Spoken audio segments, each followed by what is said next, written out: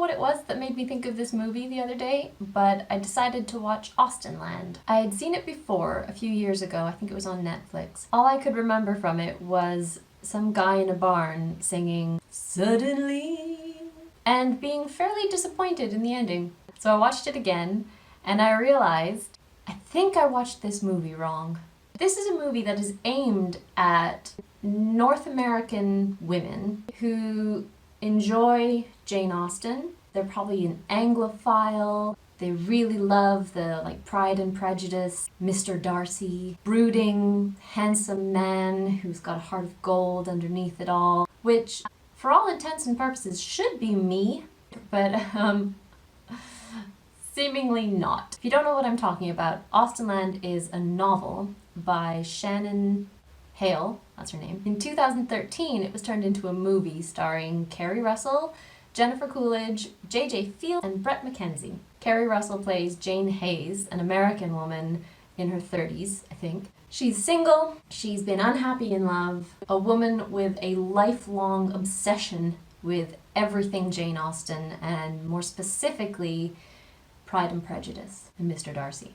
An opportunity comes up for her to go to England and visit Austenland and have this amazing, authentic Jane Austen experience. It's like a role-playing adventure holiday, complete with gowns, hunting, the excessive feasts, horseback riding, and scripted actors to see you on your way to fulfilling your fantasy romance. There's a lot I could say about this movie, but before we get in too deep, you should know that I do like this movie. It makes me cringe a lot, but it makes me laugh out loud all the way through.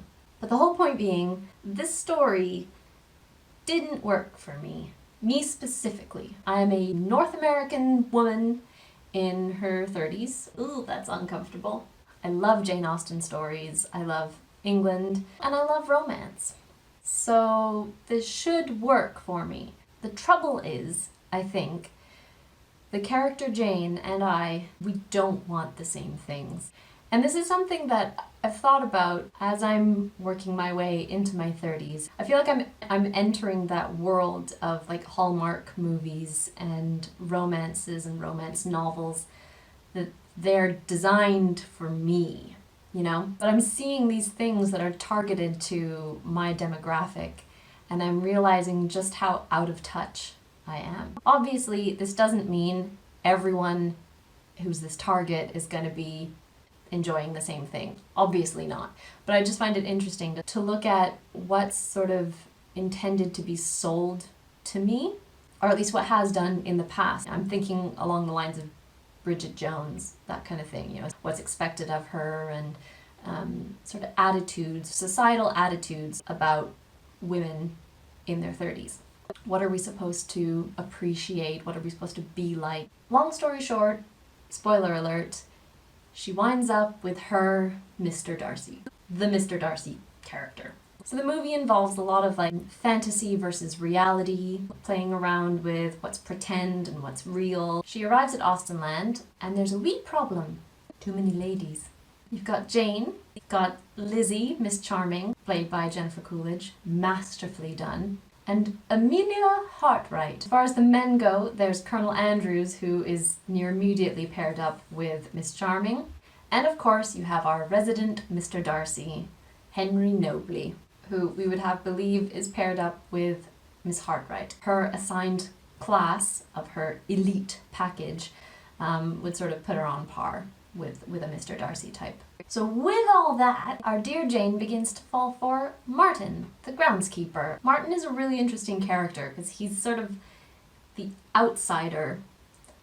He's not involved with the sort of phoniness going on inside the big house. Approachable, he's easy to talk to, he's very down to earth, he's real with her, and she can really sort of relax around him. And he's not just a groundskeeper, he drives the carriage, yeah.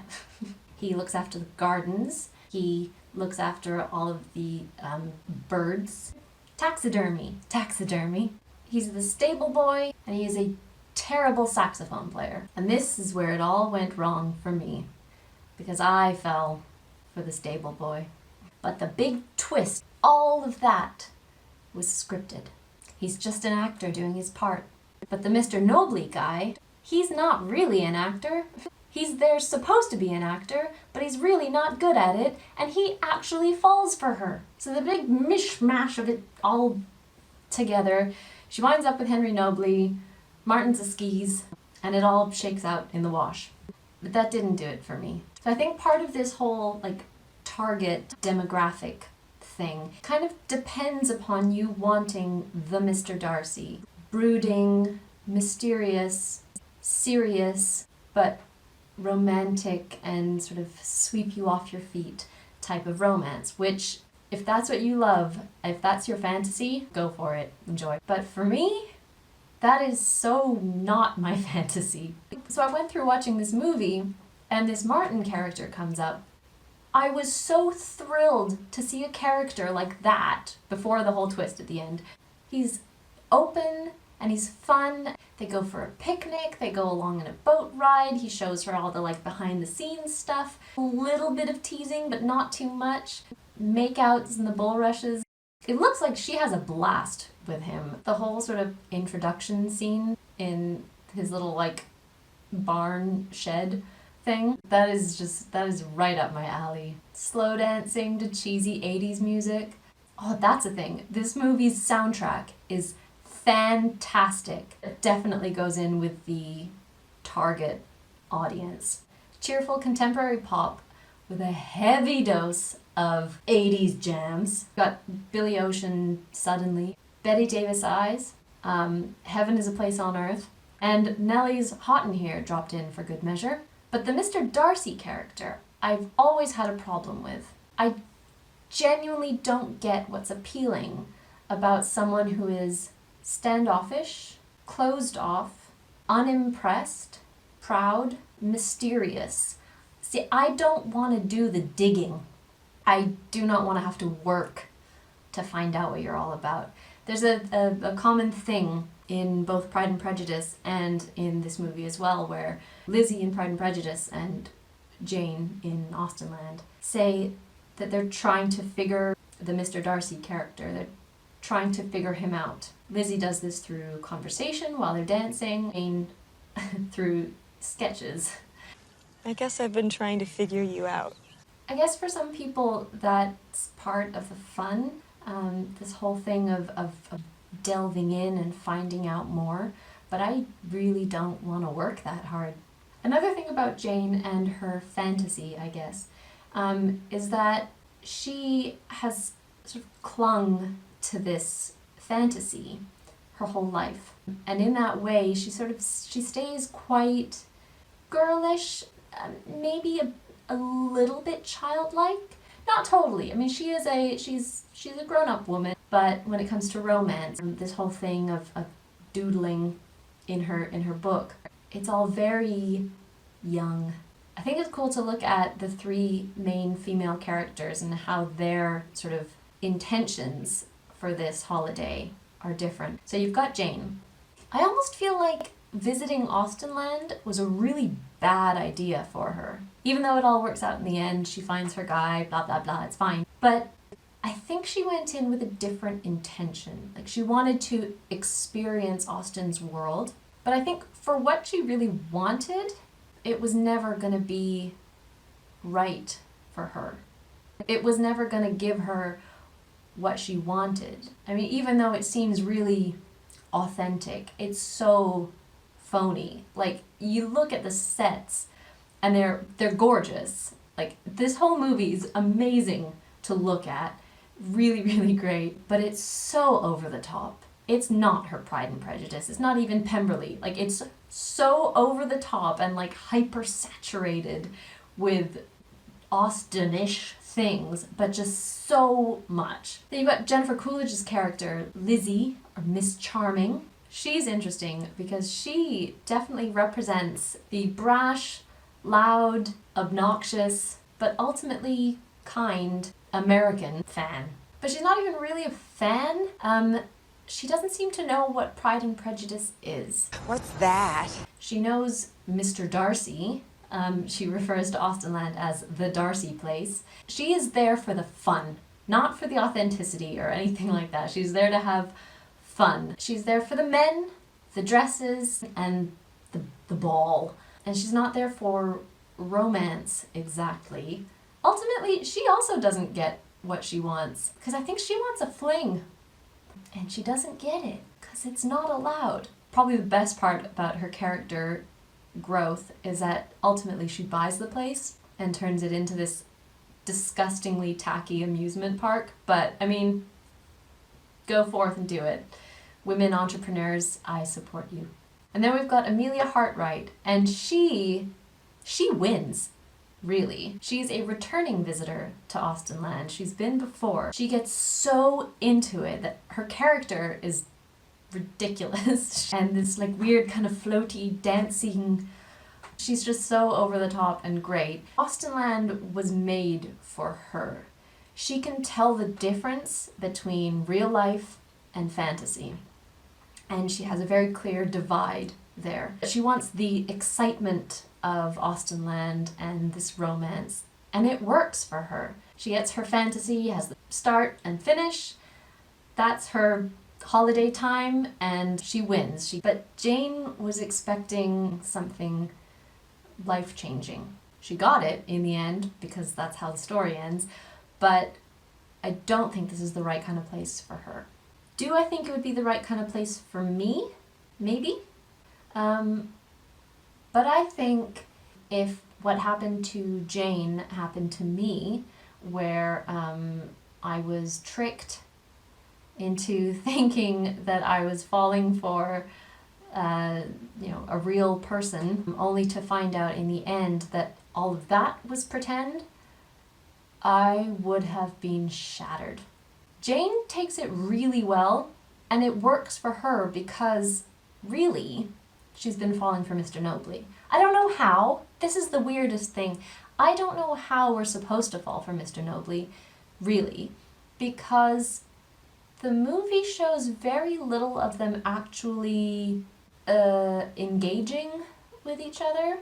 I don't know how it is in the book, but you see a lot more of the exchanges between Jane and Martin, and it makes sense that they would get to know each other and really like each other, but you don't really see Jane falling for Mr. Nobley. You kind of have to chalk it up to him just being the Mr. Darcy, and therefore the man she's looking for.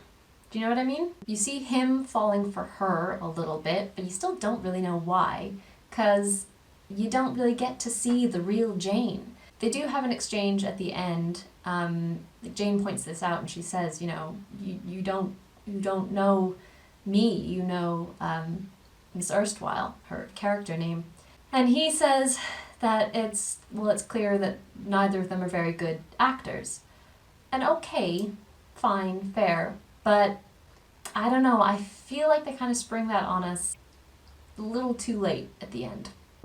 I was discussing it a little bit with a friend of mine, Emily, and she said it's like they accidentally made the Wickham character too appealing. Far more appealing than the intended Mr. Darcy. Do you enjoy dancing? Not particularly. Do you slow dance? Let's talk about Henry Nobley then for a second. Thing is, we don't find out much at all about him until the very, very end. And maybe it's his looks and the sort of the associations that are involved with his role as the Mr. Darcy character. That's supposed to be the appeal and the pull, but Henry Nobley himself, like not the character that he's playing, we don't know anything about him until the very end. And he lets it slip at some points, little tiny glimpses of a different life, but we don't know him. He's still so hidden. Something that he doesn't get that Mr. Darcy does get in the actual Pride and Prejudice is there's no big demonstration of his respect and care and love for the main character. Not until the very end, when we're supposed to have already fallen for him. Mr. Darcy in Pride and Prejudice, he has this huge life-saving act of essentially saving Lizzie's youngest sister. The whole thing involving Lydia Bennet and everything to do with Mr. Wickham's past and everything. It's a big, huge action for him to take, and we can see that Lizzie really does fall in love with him from that action.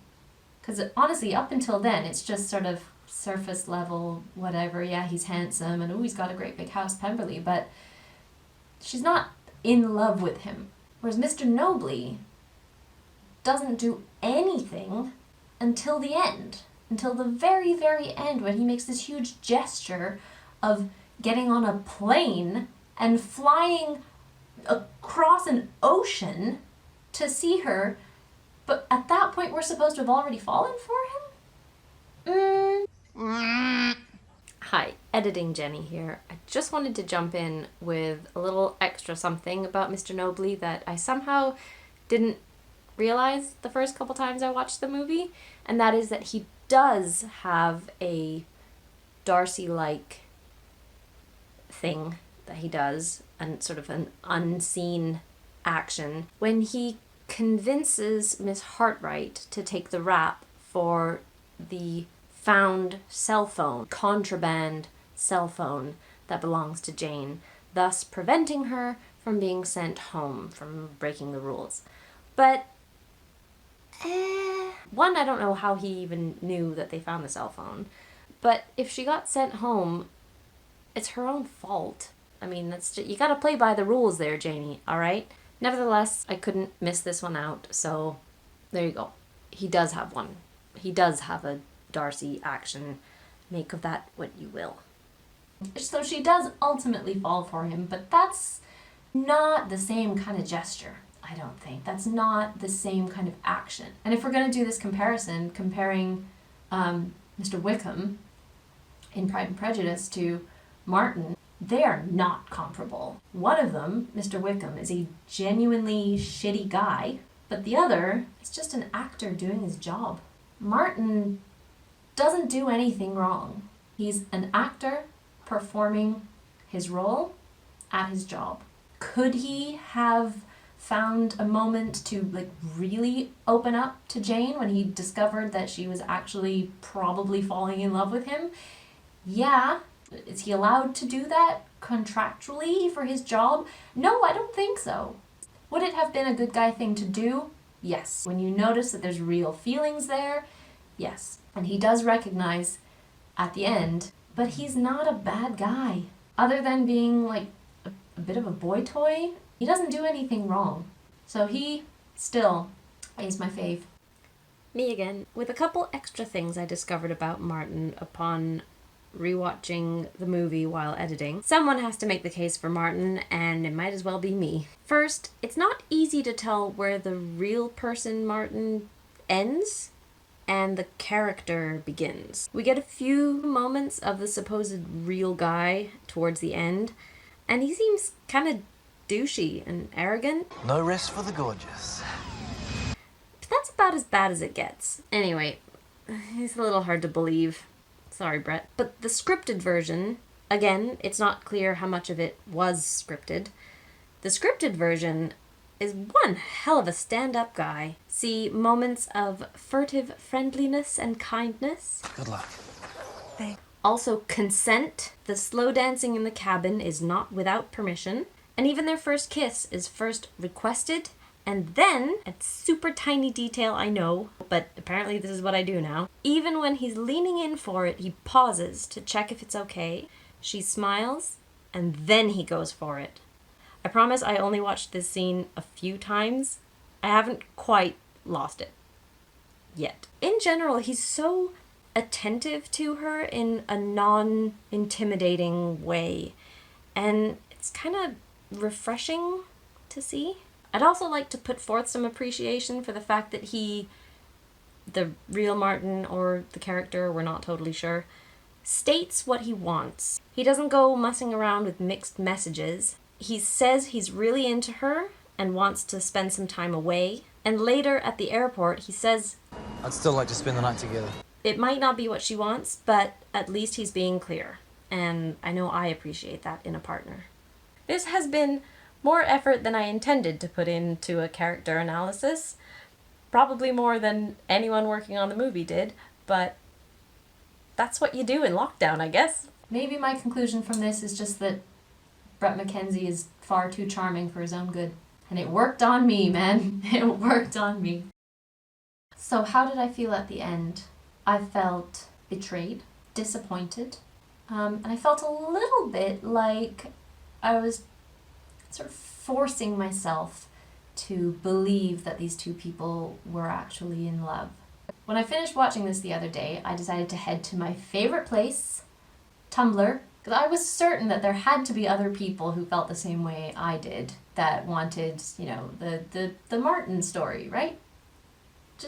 I can't be alone in that, right? And I couldn't find a whole lot at all. Quite a good amount of Austenland posts. I went to fanfiction.net, I went to Wattpad, Archive of Our Own, searching for even a glimmer that anyone else felt the same way I did. Could I find such a thing?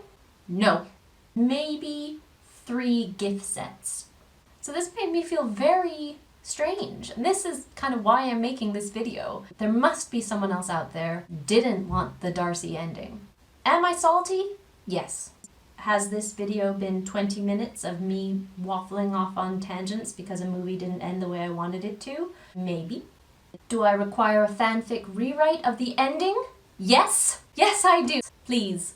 I would do it myself, but I am currently in the middle of writing a modern-day George Harrison self-insert. I'll write the sequel, though, in which she convinces Martin to leave his crappy job and they move back to New Zealand. Oh yeah, he's from New Zealand, by the way, because what on earth is an actor from New Zealand doing in the middle of England?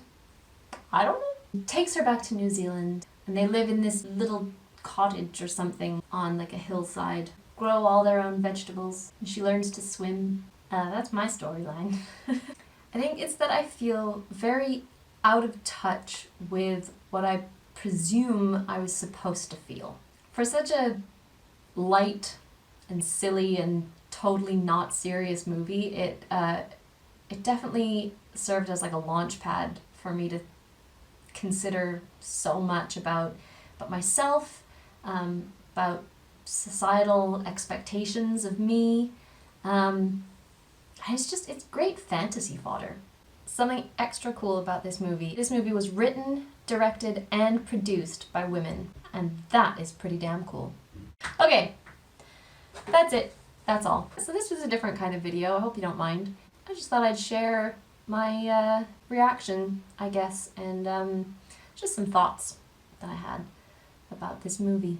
I'm gonna end it here, finally. As always, thank you so much for watching. Take excellent care of yourselves, stay groovy, and I'll see you in the next one.